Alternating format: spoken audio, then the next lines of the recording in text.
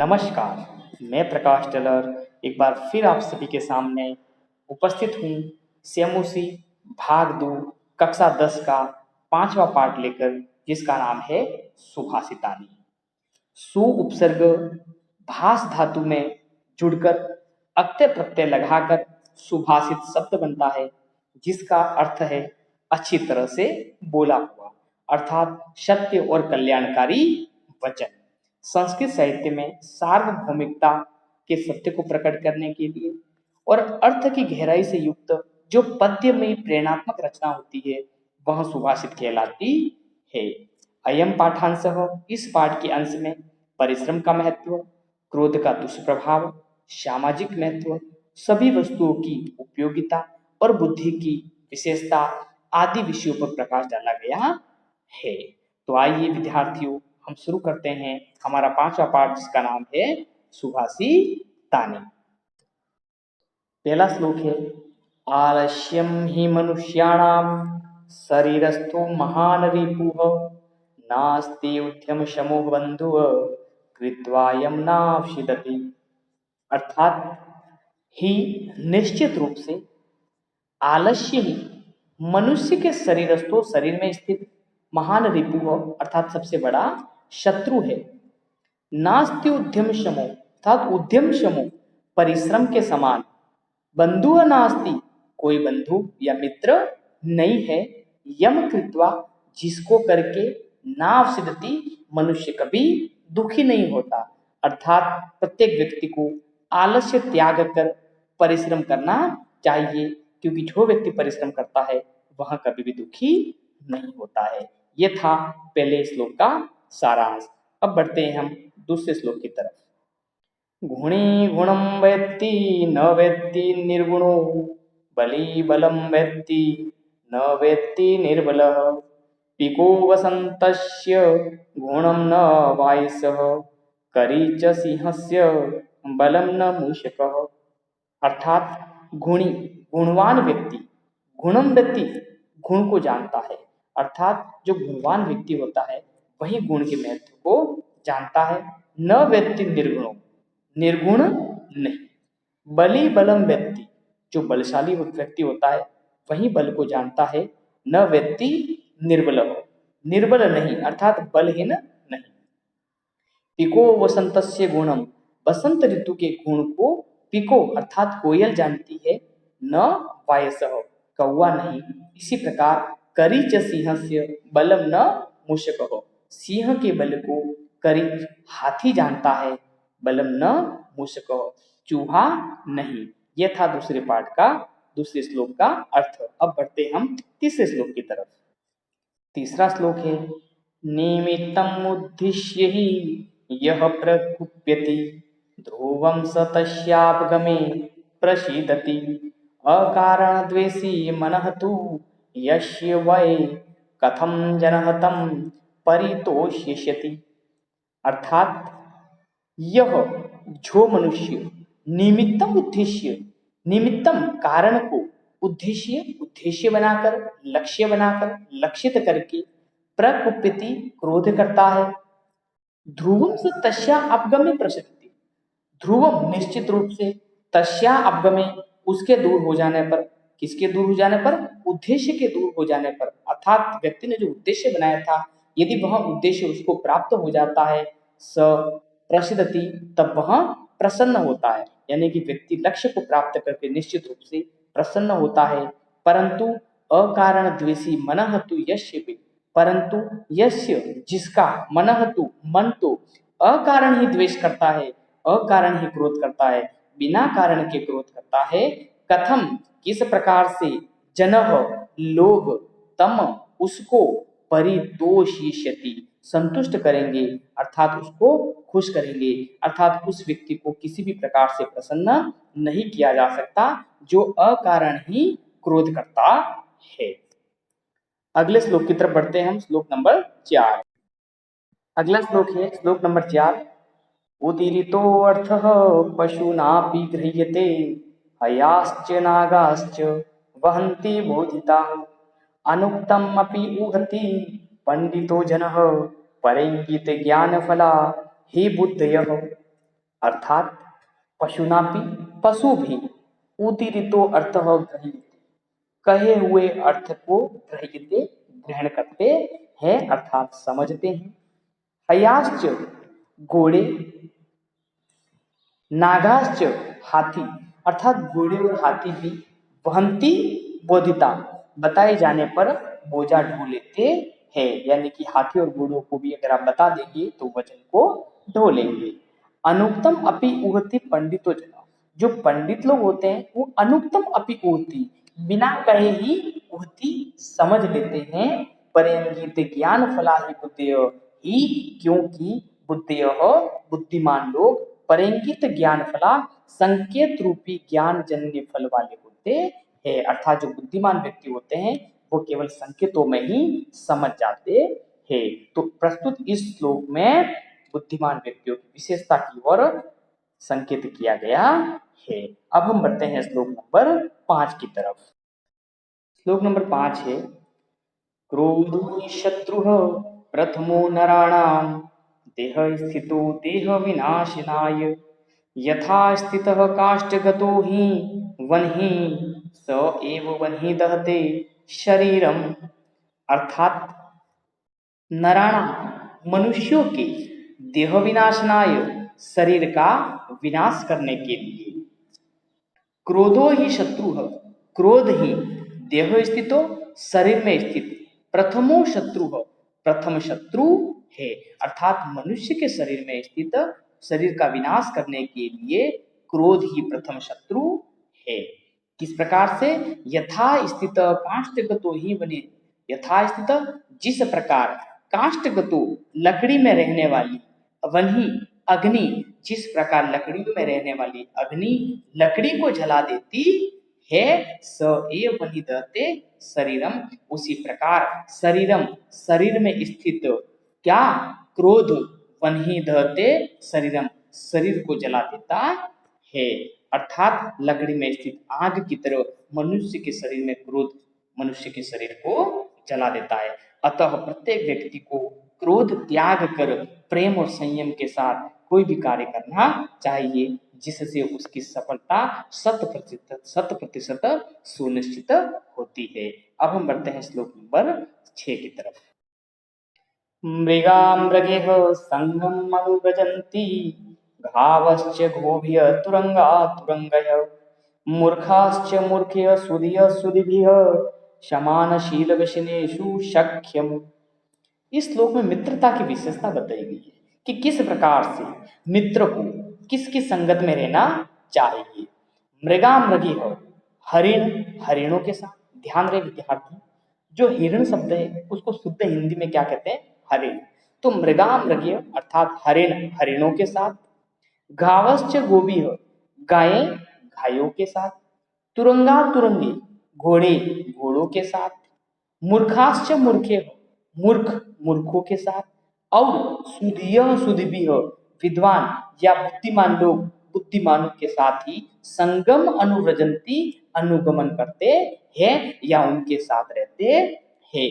क्योंकि सख्यम मित्रता, समानशील समान आचरण, व्यसनेसु समान आदत वालों से ही होती है। अर्थात हिरण हिरणों के साथ रहते हैं, गाय गायों के साथ रहती है, घोड़े घोड़ों के साथ रहते हैं, मूर्ख मूर्खों के साथ रहते हैं, और बुद्धिमान लोग बुद्धिमान लोगों के साथ रहते हैं। तो जो मित्रता होती है वो हमेशा समान व्यवहार और समान स्वभाव वालों के लोगों के साथ ही होती है। तो हमें भी मित्रता जो है वो इस प्रकार की व्यक्ति के साथ में रखनी है जो व्यवहार में भी कुशल हो। अब हम बढ़ते हैं श्लोक नंबर 7 की तरफ। श्लोक नंबर 7 है, सेवितव्यो महावृक्षः फलच्छाया समन्वितः, यदि देवात् फलम नास्ति छाया केन निवार्यते। अर्थात फल छाया समन्वित, फल और छाया से युक्त, महावृक्ष महान च अशोक वृक्ष कर्मधारय समास है, महान पेड़ का, बहुत बड़े पेड़ का, सेवितव्यो सहारा लेना चाहिए। अर्थात फल और छाया से युक्त विशाल पेड़ का सहारा लेना चाहिए।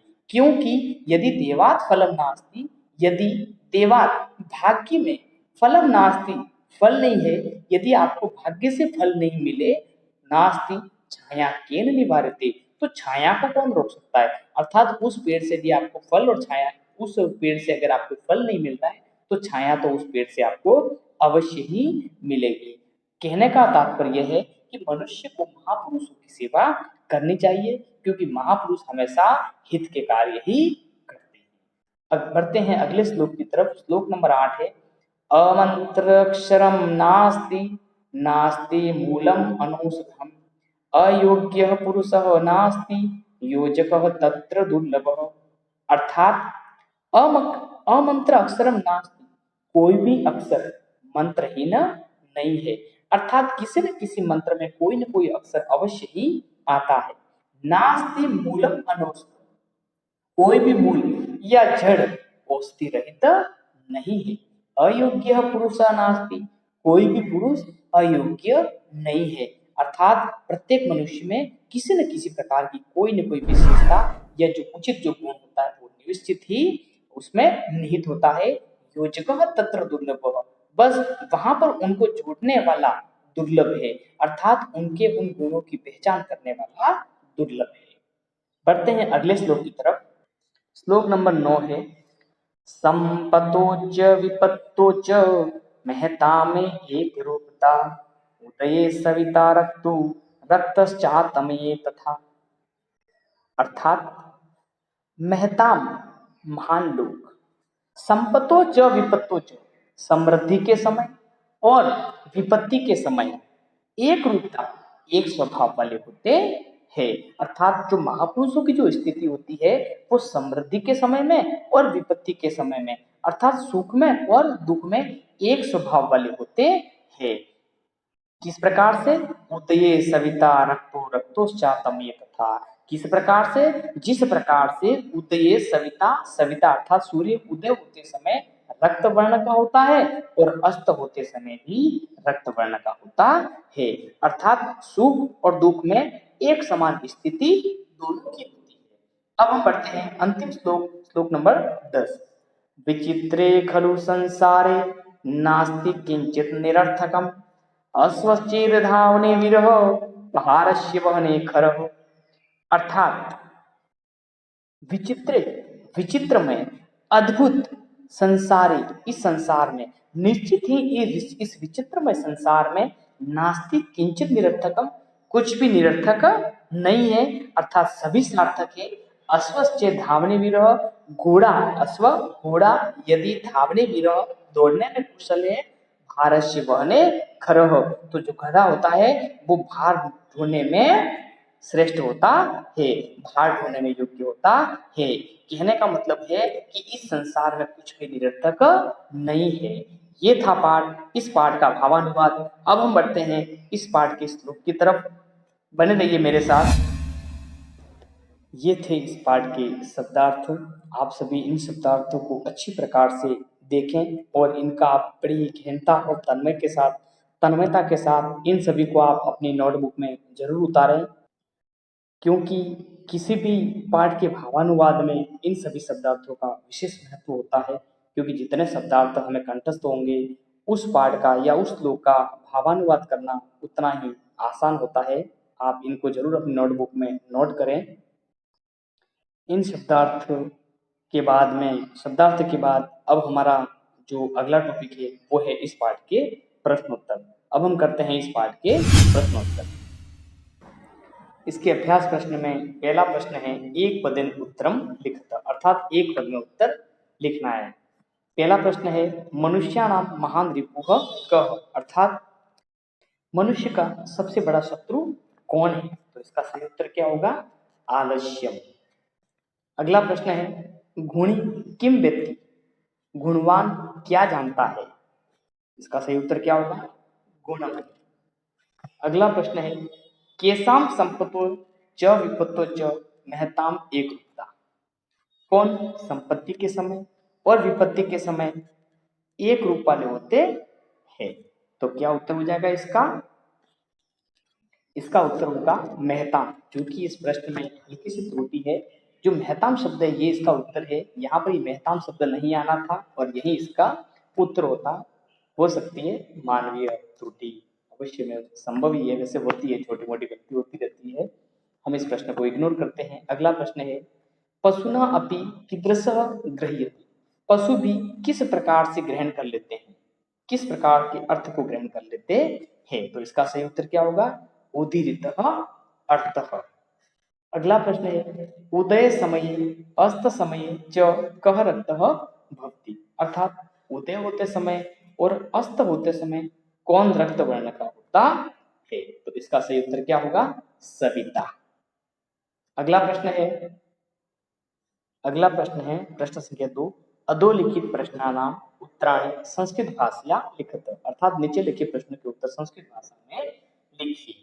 पूर्ण वाक्य में हमें इन प्रश्नों का उत्तर लिखना है। याद रहे हमें ये जो केन है, कह, कीदृश्य, कह, केन और कीदृश शब्दों को हटाकर इसकी जगह हमें उत्तर लिखना है और पूरा का पूरा वाक्य वापिस लिखना है। शुरू करते हैं हम हमारा पहला प्रश्न।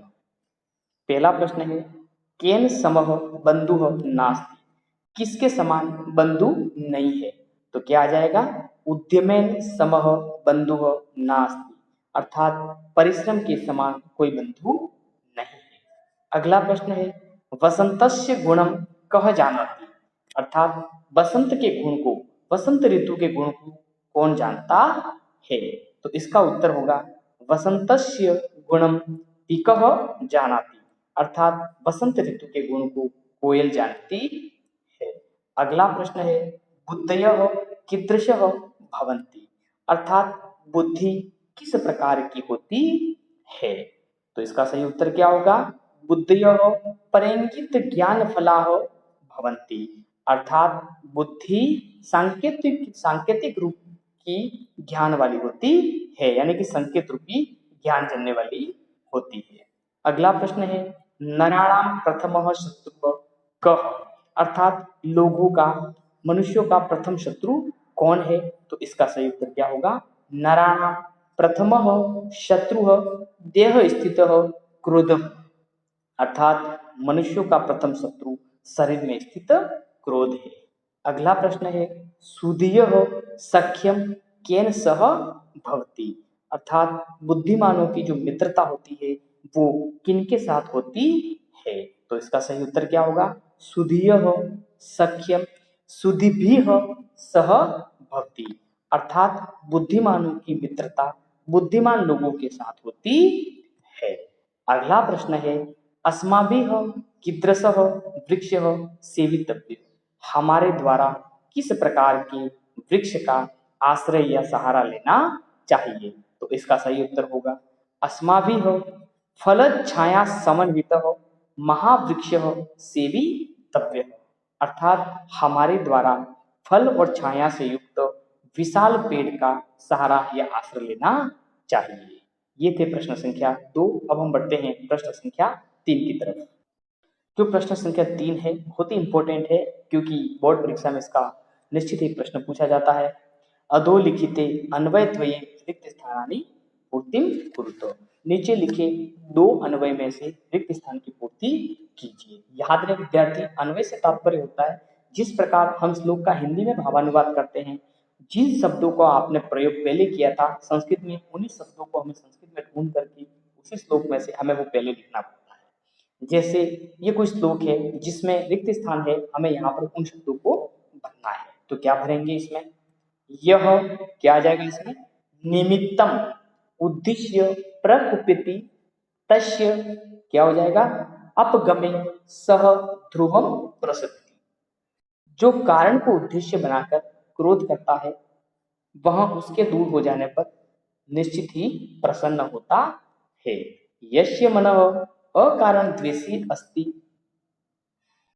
जन तम कथम परितोषिष्यति, अर्थात जिसका मन अकारण ही द्वेष करता है मनुष्य उसको किस प्रकार से संतुष्ट करेंगे। ये था पहले श्लोक का अन्वय। दूसरा श्लोक है संसारे खलु क्या आ जाएगा, विचित्रे संसारे खलु किंचित निरर्थकम नास्ति, अर्थात विचित्र में इस संसार में कुछ भी निरर्थक नहीं है।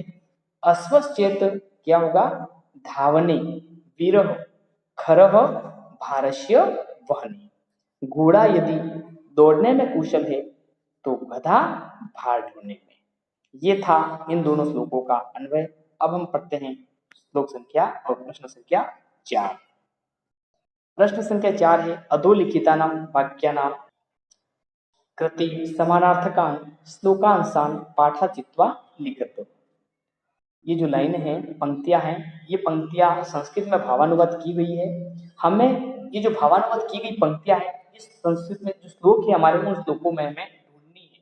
जैसे पहले लाइन, पहली पंक्ति है हमारी, विद्वान स एव भक्ति। विद्वान वह ही होता है यह जो अनुत्तम अपि तथ्यम जानाति, बिना कहे तथ्य को जानता है।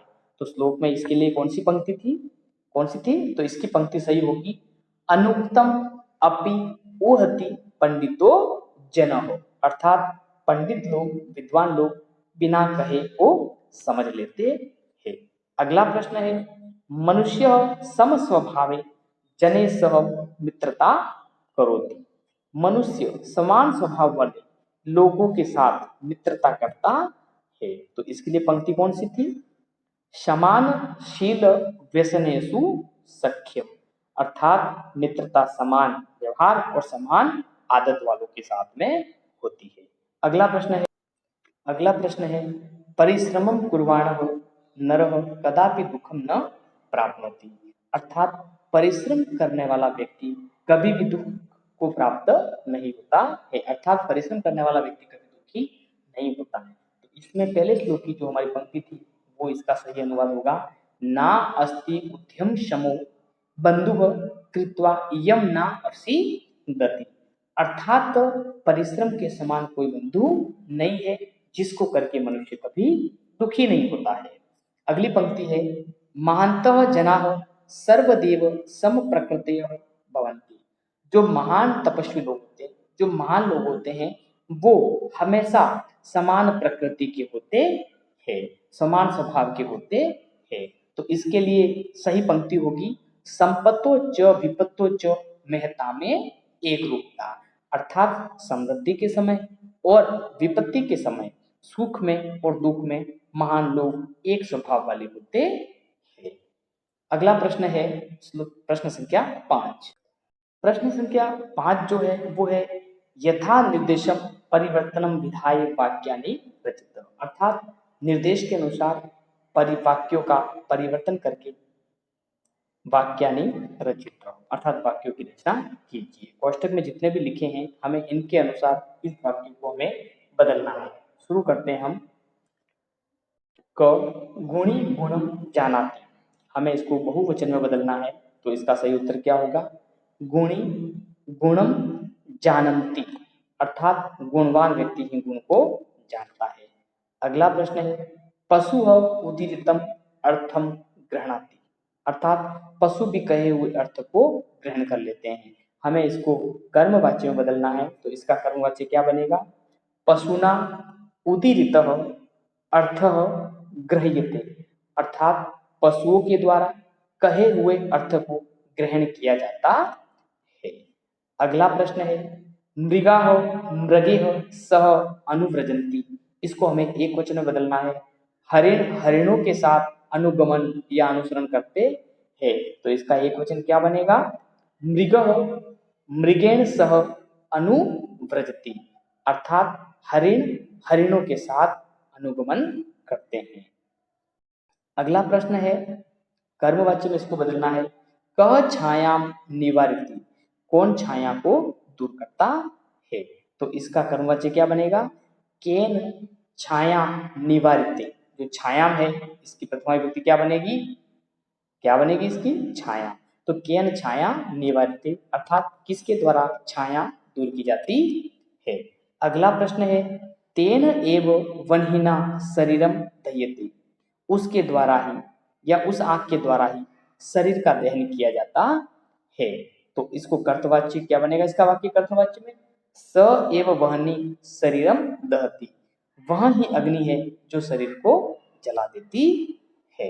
इस प्रकार से इन वाक्यों को हमें कोष्टक में दिए गए प्रश्न के अनुसार बदलना था। अगला प्रश्न है हमारा प्रश्न संख्या 6 संधि या संधि विच्छेदम कुरुत अर्थात संधि या संधि विच्छेद कीजिए। क्या होगा? न धन अस्ति धन उद्यम समः। क्या बनेगा? नास्त्यु उद्यम समः। क्या बनेगा? नास्त्युद्यम समः। अगला है तस्या अपगमे, हमें संधि विच्छेद करना है तो क्या बन जाएगा? तस्य धन अपगमे।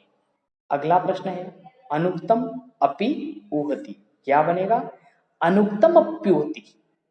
अनुक्तम मप्युहति। अगला प्रश्न है घावश्च, संधि विच्छेद क्या बनेगी? घावः धन च। क्या बनेगा? घावः धन च। अगला प्रश्न नास्ति और संधि विच्छेद क्या होगा? न धन अस्ति, दीर्घ संधि। अगला प्रश्न है संधि विच्छेद किया हुआ है, हमें संधि युक्त पद बनाना है। रक्तः धन च धन अस्तमयी। क्या शब्द बनेगा? रक्तश्चा तमयी। क्या बनेगा? रक्तश्चा तमयी। अगला प्रश्न है संधि विच्छेद करना है। योजकस्तत्र, तो क्या बनेगा? योजकः धन तत्र। अगला प्रश्न है समस्त पदम विग्रहम लिखत। समास से लिया गया ये प्रश्न है जिसमें हमें समस्त पद भी बनाना है और समास किया हुआ जो पद है उसका विग्रह भी करना है। जैसे पहला है उद्यम समः, तो इसका समास विग्रह क्या बनेगा? ये समस्त पद है, इसका समास विग्रह बनेगा उद्यमेन सदृशः। अगला प्रश्न है शरीरे स्थितः, समास विग्रह किया हुआ है, हमें समस्त पद इसका बनाना है। क्या बनेगा इसका समस्त पद? शरीर स्थितः। अगला प्रश्न है निर्बलः, यह भी समस्त पद है, इसका समास विग्रह क्या बनेगा? निर्गतः बलः येषाम्। अगला प्रश्न है देहस्य विनाशनाय, समास विग्रह किया हुआ है, हमें इसका समास युक्त पद बनाना है। क्या बनेगा? देह विनाशनाय। अगला प्रश्न है महावृक्षः, समास युक्त पद है यह, इसका समास विग्रह क्या होगा? महान च असो वृक्षः। अगला प्रश्न है समानम शीलम व्यसनम येषाम तेषु, समास विग्रह किया हुआ है, इसका समास युक्त पद बनेगा समान शील व्यसनेषु।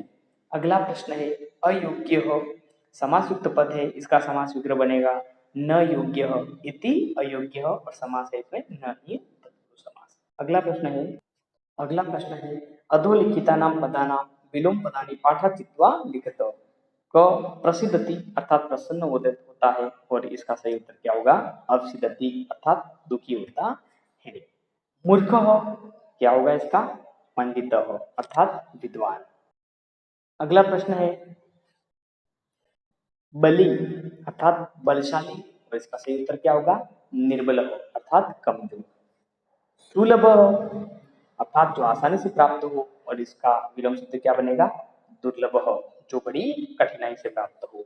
संपत्तो अर्थात समृद्धि के समय, और इसका विलोम होगा विपत्तो अर्थात संकट में। अस्त समय अर्थात डूबते समय, और इसका सही उत्तर क्या होगा? उदय, यानी कि उदय होते समय, उगते समय। सार्थकम अर्थात अर्थ सही, इसका सही उत्तर क्या होगा? निरर्थकम अर्थात व्यर्थ।